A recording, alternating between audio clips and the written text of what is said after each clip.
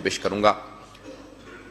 آپ فرماتے ہیں کہ جب میں شب معراج تیسرے یا چوتھے آسمان پہ پہنچا تو میں نے ایک مخلوق کو دیکھا، ایک فرشتے کو دیکھا جس کے 1000 ہاتھ تھے اور ہر ہاتھ میں 1000 انگلیاں تھیں۔ ہر ہاتھ میں 1000 انگلیاں تھیں، یعنی 10 لاکھ انگلیاں۔ تو میں نے سوال کیا کہ تمہارا کام کیا ہے؟ کہا کہ یا رسول خدا میں جتنے بارش کے قطرے گرتے ہیں سب گن لیتا ہوں، جب آندھیاں چلتی ہیں تو جتنے بھی ذرات اڑتے ہیں ریت کے مٹی کے میں سب گن لیتا ہوں۔ پیغمبر اسلام نے کہا کوئی ایسی چیز ہے جو تو نہیں گن پاتا؟ کہا یا رسول خدا جب آپ کی امت آپ پر اور آپ کی آل پر درود بھیجتی ہے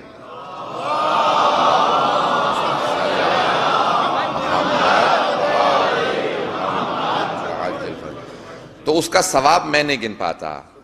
عزیزان گرامی، یہ محمد وآل محمد پہ صلوات کی صرف دو، یہاں پہ صرف اشارہ کر کے آگے بڑھ جاؤں گا، 2 فائدے ہیں۔ کچھ ایسے کام ہوتے ہیں جن سے نیکی نصیب ہوتی ہے، کچھ ایسے جیسے استغفار ہے جس سے انسان کے گناہ معاف ہوتے ہیں، یعنی کچھ پینسل کا کام کرتے ہیں یعنی لکھنے کا، کچھ ربر کا کام کرتے ہیں یعنی مٹانے کا، کچھ گناہوں کو مٹاتے ہیں، کچھ نیکیوں کو لکھتے ہیں۔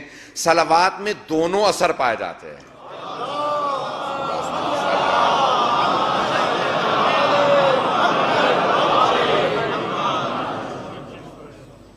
ہمارے ائمہ نے فرمایا کہ صلوات میں دونوں اثر پائے جاتے ہیں، گناہوں کو بھی دھوتی ہے اور نیکیوں کا بھی اضافہ کرتی ہے۔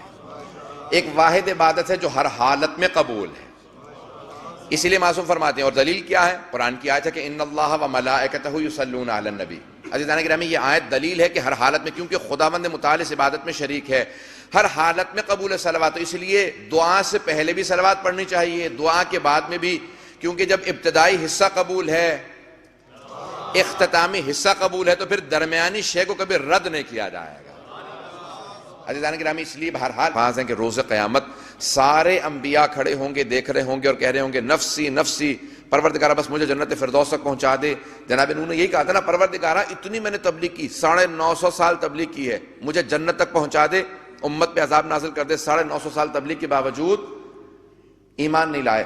تو روز قیامت چھٹے امام فرماتے ہیں کہ سب کے سب انبیاء کہہ رہے ہوں گے نفسی نفسی، پروردگار بس میں جنت فردوس میں چلا جاؤں۔ ماننے والوں نے تو عمل نہیں کیا، اور ایک پیغمبر اسلام کھڑے ہوں گے، کہہ رہے ہوں گے امتی امتی، پروردگارہ میری امت کا کیا ہوگا، میری امت بہت گنہگار ہے۔ اپنا نہیں سوچ رہے ہوں گے، دوسروں کا۔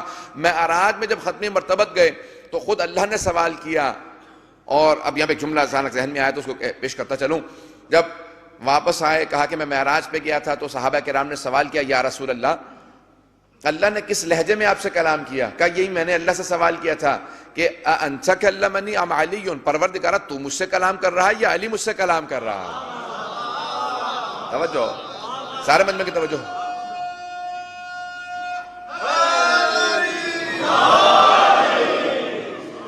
کہا پروردگارہ تو مجھ سے کلام کر رہا ہے یا علی مجھ سے کلام کر رہا ہے؟ کہا میں کلام کر رہا ہوں۔ کہا پروردگارہ لیکن لہجہ علی کا؟ کہا میرے حبیب میں دلوں کے بھید جانتا ہوں۔ جب آپ معراج پہ آئے تو میں نے دیکھا کہ اب اس طراب میں ہے جہاں سارے ملائکہ رک گئے، انبیاء رک گئے، جہاں کسی کے آنے کی مجال نہیں تھی، میں نے عرش اعظم پہ آپ کو بلایا۔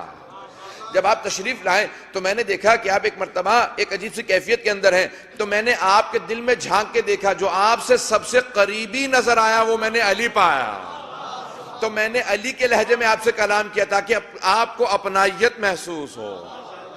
تو کہا وہاں پہ خداوند نے بتایا، اے میرے حبیب کیا آپ جانتے میں نے آپ کو کیوں سب سے بلند مقام عطا کیا، سارے انبیاء کا سردار آپ کو کیوں بنایا، سید الانبیاء آپ کو بنایا، امام الانبیاء؟ کہا پروردگارہ تو بہتر جانتا ہے۔ عزیزان گرامی، عظمت محمد مصطفیٰ صلی اللہ علیہ وآلہ وسلم یہ ہے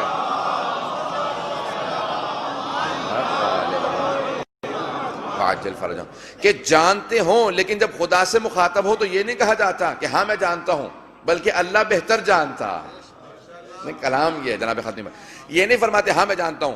کہا کہ میرے حبیب کیا آپ جانتے ہیں میں نے آپ کو سب پہ کیوں فوقیت دی؟ کہ اللہ بہتر جانتا ہے۔ جس کو انتخاب کیا کیا وہ نہیں جانتے ہوں گے کہ ان کو کیوں انتخاب کیا گیا ہے؟ کہ اللہ بہتر جانتا ہے۔ کہ میرے حبیب اگر میں سب کو آزاد چھوڑ دیتا تو جو سب سے اخلاق میں آگے پہنچتے وہ آپ ہوتے۔ انکا لعلی خلق عظیم، آپ خلق عظیم کے مالک ہیں۔ آپ اپنے دشمن سے بھی مسکرا کے پیش آتے ہیں۔ عزیزان گرامی، حبیب خدا کا، امیر المومنین کا بھی یہی روش تھی۔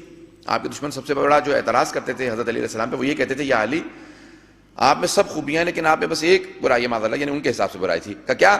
کہ آپ ہمیشہ مسکراتے رہتے ہیں، میدان جنگ میں سب بھاگ رہے ہوتے ہیں اور آپ مسکرا رہے ہوتے ہیں، بڑی گھمسان کی جنگ ہو رہی ہوتی ہے آپ مسکرا رہے ہوتے ہیں، یا علی بڑے سے بڑے مصائب آ جاتے ہیں آپ ہمیشہ مسکراتے نظر آتے ہیں۔ آپ نے فرمایا کہ مومن کا کرب اس کے دل میں ہوتا ہے، چہرے پہ مسکراہٹ ہوتی ہے۔